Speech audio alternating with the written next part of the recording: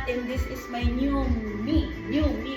So guys, I decided to do workout, always workout, but always also day 1. Kasi hindi ko naman magawa yun everyday. Kaya kailangan laging day 1. So guys, ngayon, papakita ko sa inyo ang aking kakainin dahil ngayon, nag-start na akong mag-workout ng day 1. So ito na ang aking kakainin guys. Wala muna tayong yung kanin. Fruits and vegetables. So like this, banana. Ayan, banana guys. At saka lettuce. And then yung pinakita ko kanina steam na fish. Ayan po, steam na fish yan. O, ayan.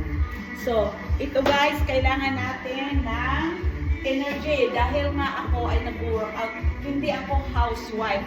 So, kailangan ko guys na mag-workout.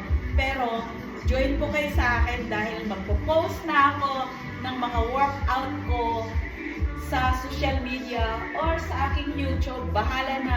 Basta, I do what I want to do na may confidence. Wala akong pakialam sa mga basher dyan. Kasi po, at 50s na. Kasi 50 na ako, no? Papunta na tayo doon, pataas.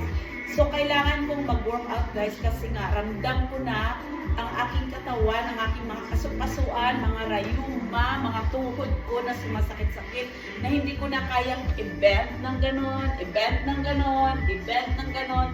So, kailangan ko, guys, talagang mag-workout.